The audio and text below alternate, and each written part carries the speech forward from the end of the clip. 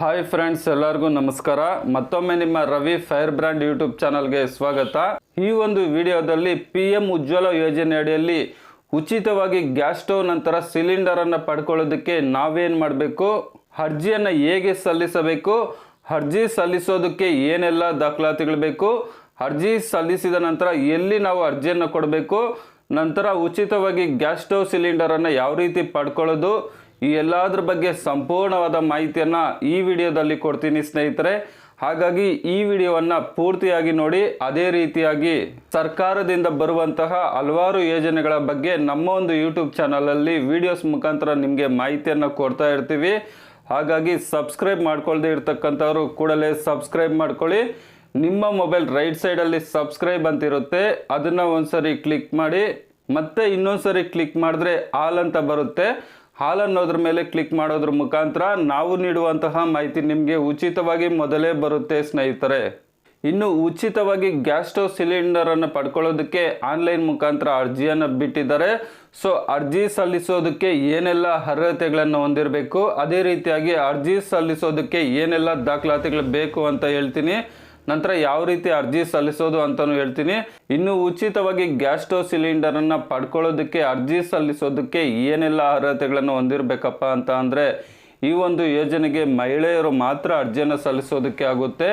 ಇನ್ನು ವಯಸ್ಸು ಎಷ್ಟು ಇರಬೇಕಪ್ಪ ಅಂತ ಅಂದರೆ 18 ವರ್ಷದ ಮೇಲೆ ಇರ್ತಕ್ಕಂಥವ್ರು ಮಾತ್ರ ಈ ಒಂದು ಉಚಿತ ಗ್ಯಾಸ್ ಸ್ಟವ್ ಸಿಲಿಂಡರ್ ಪಡ್ಕೊಳ್ಳೋದಕ್ಕೆ ಅರ್ಜಿಯನ್ನು ಸಲ್ಲಿಸ್ಬೋದು. ಇನ್ನು ಮೂರನೇ ಅಂಶ ಬಂದ್ಬಿಟ್ಟು SC ST OBC ಜನರಲ್ ಪ್ರತಿಯೊಬ್ಬ ಕ್ಯಾಸ್ಟ್ ಅವರು ಸಹ ಈ ಒಂದು ಉಜ್ವಲ ಯೋಜನೆಗೆ ಅರ್ಜಿಯನ್ನು ಸಲ್ಲಿಸಿ ಉಚಿತವಾಗಿ ಗ್ಯಾಸ್ ಸ್ಟವ್ ಸಿಲಿಂಡರನ್ನು ಪಡ್ಕೋಬೋದು.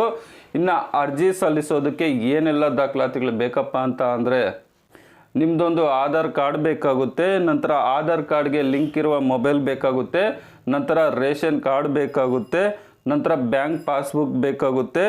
ರೇಷನ್ ಕಾರ್ಡಲ್ಲಿ 18 ವರ್ಷದ ಮೇಲೆ ಇರ್ತಕ್ಕಂಥವರ ಎಲ್ಲರ ಆಧಾರ್ ಕಾರ್ಡ್ ಬೇಕಾಗುತ್ತೆ. ಇನ್ನು ಅರ್ಜಿದಾರರ ಫೋಟೋ ಬೇಕಾಗುತ್ತೆ. ನಂತರ ಒಂದು ಬಾರಿ ಏನಾದರೂ ನೀವು ಈ ಒಂದು ಯೋಜನೆಗೆ ಅರ್ಜಿ ಸಲ್ಲಿಸಿ ಈ ಒಂದು ಸೌಲಭ್ಯವನ್ನು ಪಡ್ಕೊಂಡಿದ್ರೆ ಸೊ ಮತ್ತೆ ನೀವು ಪಡ್ಕೊಳ್ಳೋದಕ್ಕೆ ಆಗೋದಿಲ್ಲ. ಉದಾಹರಣೆಗೆ ನಿಮ್ಮ ರೇಷನ್ ಕಾರ್ಡಲ್ಲಿ 5 ಜನ ಇದ್ದರೆ ಯಾರಾದರೂ ಒಬ್ಬರ ಮೇಲೆ ನೀವು ಅಪ್ಲಿಕೇಶನ್ ಹಾಕಿದ್ರು ಸಹ ಇನ್ನು 4 ಜನ ಈ ಒಂದು ಯೋಜನೆಗೆ ಅರ್ಜಿಯನ್ನು ಸಲ್ಲಿಸೋದಕ್ಕೆ ಆಗೋದಿಲ್ಲ. ಅವರು ಆ ಕಾರ್ಡಿಂದ ಡಿಲೀಟ್ ಮಾಡಿಸ್ಕೊಂಡು ಬೇರೆ ಕಾರ್ಡಲ್ಲಿದ್ದು ಆ ಕಾರ್ಡಲ್ಲಿ ಇರ್ತಕ್ಕಂಥವ್ರು ಯಾರೂ ಸಹ PM ಉಜ್ವಲ ಯೋಜನೆಗೆ ಅಂದರೆ ಉಚಿತ ಗ್ಯಾಸ್ ಸ್ಟವ್ ಸಿಲಿಂಡರನ್ನು ಪಡ್ಕೊಳ್ಳೋದಕ್ಕೆ ಅರ್ಜಿ ಸಲ್ಲಿಸಿಲ್ಲ ಅಂತಂದರೆ ಅವರು ಅರ್ಜಿ ಸಲ್ಲಿಸಬಹುದು.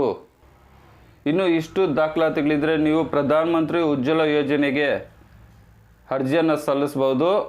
ಇನ್ನು ಯಾವ ಕಂಪನಿ ಅಂದರೆ ಇಂಡಿಯನ್ ಆಗಿರ್ಬೋದು, HP ಆಗಿರ್ಬೋದು, ಭರತ್ ಆಗಿರ್ಬೋದು, ಇವು ಮೂರಕ್ಕೂ ಸಹ ನೀವು ಈ ಮೂರರಲ್ಲಿ ಯಾವುದಾದ್ರೂ ಒಂದಕ್ಕೆ ಅರ್ಜಿಯನ್ನು ಸಲ್ಲಿಸ್ಬೋದು. ಸೊ ನಿಮ್ಮ ಹತ್ತಿರದಲ್ಲಿ ಯಾವ ಗ್ಯಾಸ್ ಏಜೆನ್ಸಿ ಇರುತ್ತೆ, ಉದಾಹರಣೆಗೆ HP ಇದ್ದರೆ ಅದನ್ನು ಹಾಕ್ಕೊಳ್ಳಿ, ಅಥವಾ ಭರತ್ ಇದ್ದರೆ ಭರತನ್ನು ಹಾಕ್ಕೊಳ್ಳಿ, ಅಥವಾ ಇಂಡಿಯನ್ ಇದ್ದರೆ ಇಂಡಿಯನ್ಗೆ ಹಾಕ್ಕೊಳ್ಳಿ. ತುಂಬ ದೂರಕ್ಕೆ ನೀವು ಹಾಕಿದಾಗ ನೀವು ಗ್ಯಾಸನ್ನು ದೂರದಿಂದ ತರಬೇಕಾಗುತ್ತೆ, ಟ್ರಾವೆಲ್ ಚಾರ್ಜ್ ಎಲ್ಲ ಖರ್ಚು ಬೀಳುತ್ತೆ. ಹಾಗಾಗಿ ನಿಮ್ಮ ಮನೆ ಹತ್ತಿರದಲ್ಲಿ ಯಾವ ಗ್ಯಾಸ್ ಏಜೆನ್ಸಿ ಹತ್ತಿರದಲ್ಲಿ ಇರುತ್ತೋ ಅದಕ್ಕೆ ನೀವು ಅಪ್ಲಿಕೇಶನನ್ನು ಹಾಕ್ಕೊಳ್ಳಿ. ಇನ್ನು ಅರ್ಜಿ ಸಲ್ಲಿಸೋದು ಹೇಗಪ್ಪ ಅಂತ ಅಂದರೆ, ನಿಮ್ಮ ಮೊಬೈಲಲ್ಲಿ ಯಾವುದಾದ್ರೂ ಒಂದು ಬ್ರೌಸರನ್ನು ಓಪನ್ ಮಾಡ್ಕೊಳ್ಳಿ. ಓಪನ್ ಮಾಡ್ಕೊಂಡಿದ್ದಾದಮೇಲೆ ಉಜ್ವಲ ಅಂತ ಟೈಪ್ ಮಾಡಿ ಸರ್ಚ್ ಕೊಡಿ. ನಂತರ ನೀವು ಉಜ್ವಲ 2.0 ಕನೆಕ್ಷನ್ ಅಂತ ಬರುತ್ತೆ, ಅದ್ರ ಮೇಲೆ ಒಂದ್ಸರಿ ಕ್ಲಿಕ್ ಮಾಡಿ. ಇಲ್ಲಿ ಕ್ಲಿಕ್ ಹಿಯರ್ ಟು ಅಪ್ಲೈ ಅಂತಿದೆ ನೋಡಿ, ಅದ್ರ ಮೇಲೆ ಒಂದ್ಸರಿ ಕ್ಲಿಕ್ ಮಾಡಿದ್ರೆ ಅಪ್ಲಿಕೇಶನ್ ಓಪನ್ ಆಗುತ್ತೆ. ಇಲ್ಲಿ HP ಕೇಳುತ್ತೆ, ಭರತ್ ಕೇಳುತ್ತೆ, ಇಂಡಿಯನ್ ಕೇಳುತ್ತೆ. ಸೊ ಇದರಲ್ಲಿ ನಿಮಗೆ ಯಾವ್ದು ಬೇಕೋ ಸೆಲೆಕ್ಟ್ ಮಾಡಿಕೊಂಡು ಅದನ್ನು ಅಪ್ಲೈ ಮಾಡ್ಕೊಳ್ಳಿ. ಅರ್ಜಿ ಸಲ್ಲಿಸುವ ಲಿಂಕನ್ನು ನಾನು ಡಿಸ್ಕ್ರಿಪ್ಷನಲ್ಲಿ ಕೊಟ್ಟಿರ್ತೀನಿ. ಅದೇ ರೀತಿಯಾಗಿ ಯಾವ ರೀತಿ ನೀವೇ ನಿಮ್ಮ ಮೊಬೈಲಲ್ಲಿ ಅಪ್ಲಿಕೇಶನ್ ಆಗ್ಬೋದು ಅಂತ ಹೇಳ್ಬಿಟ್ಟು ನಾನು ಎಂಡ್ ಸ್ಕ್ರೀನಲ್ಲೂ ಕೊಟ್ಟಿರ್ತೀನಿ, ಡಿಸ್ಕ್ರಿಪ್ಷನಲ್ಲೂ ಕೊಟ್ಟಿರ್ತೀನಿ. ಡಿಸ್ಕ್ರಿಪ್ಷನ್ ಯಾವ ರೀತಿ ಓಪನ್ ಮಾಡೋದಪ್ಪ ಅಂತ ಅಂದರೆ, ಈ ವಿಡಿಯೋ ಕೆಳಗಡೆ ಮೋರ್ ಅಂತಿದೆ ನೋಡಿ, ಅದ್ರ ಮೇಲೆ ಒಂದ್ಸರಿ ಕ್ಲಿಕ್ ಮಾಡಿದ್ರೆ ಅರ್ಜಿ ಸಲ್ಲಿಸುವುದು ಹೇಗೆ ಅಂತಿದೆ, ಅದ್ರ ಮೇಲೆ ಕ್ಲಿಕ್ ಮಾಡಿದ್ರೆ ನಿಮ್ಮ ಮೊಬೈಲಲ್ಲೇ ಓಪನ್ ಆಗುತ್ತೆ ಯಾವ ರೀತಿ ಅಪ್ಲಿಕೇಶನನ್ನು ಹಾಕೋದು ಅಂತ ಹೇಳ್ಬಿಟ್ಟು. ಆಲ್ರೆಡಿ ನಾನು ವಿಡಿಯೋ ಮಾಡಿದ್ದೀನಿ, ಅದನ್ನು ನೋಡಿಕೊಂಡು ನೀವೇ ಸಿಂಪಲ್ ಆಗಿರುತ್ತೆ ನಿಮ್ಮ ಮೊಬೈಲಲ್ಲಿ ಹಾಕ್ಕೊಳ್ಳಿ. ಒಂದು ವೇಳೆ ಅಲ್ಲಿಗೂ ನಿಮ್ಗೆ ಗೊತ್ತಾಗಿಲ್ಲ ಅಂತ ಅಂದರೆ ನಿಮ್ಮ ಹತ್ತಿರದ ಸೈಬರ್ ಸೆಂಟರ್ಗೆ ಆಗಲೇ ಹೇಳಿರ್ತಕ್ಕಂಥ ಡಾಕ್ಯುಮೆಂಟನ್ನು ಎತ್ಕೊಂಡು ಹೋದರೆ ಅವರು ಅರ್ಜಿ ಹಾಕ್ಕೊಡ್ತಾರೆ. ಸೊ ಅರ್ಜಿ ಹಾಕಿದ್ಮೇಲೆ ಯಾವ ರೀತಿ ಗ್ಯಾಸ್ ಸ್ಟವ್ ಸಿಲಿಂಡರನ್ನು ಪಡ್ಕೊಳ್ಳೋದಪ್ಪ ಅಂತ ಅಂದರೆ, ಸೊ ಅರ್ಜಿ ಹಾಕಿದಾಗ ಒಂದು ಅಕ್ನಾಲಜ್ಮೆಂಟ್ ಬಂದಿರುತ್ತೆ. ಆ ಅಕ್ನಾಲಜ್ಮೆಂಟ್ ಜೊತೆ ಆಗಲೇ ಹೇಳಿರ್ತಕ್ಕಂಥ ಡಾಕ್ಯುಮೆಂಟ್ ಅಟ್ಯಾಚ್ ಮಾಡಿಬಿಟ್ಟು ನೀವು ಯಾವ ಗ್ಯಾಸ್ ಏಜೆನ್ಸಿಗೆ ಅಪ್ಲಿಕೇಶನ್ ಹಾಕಿರ್ತೀರೋ ಆ ಗ್ಯಾಸ್ ಏಜೆನ್ಸಿಗೆ ಅಷ್ಟು ಡಾಕ್ಯುಮೆಂಟನ್ನು ಎತ್ಕೊಂಡು ಹೋಗಿ ಕೊಡಿ. ಅವರು ನಿಮ್ಮ ಡಾಕ್ಯುಮೆಂಟ್ ಎಲ್ಲ ವೆರಿಫೈ ಮಾಡಿಬಿಟ್ಟು ಅಪ್ರೂವಲ್ ಮಾಡ್ತಾರೆ.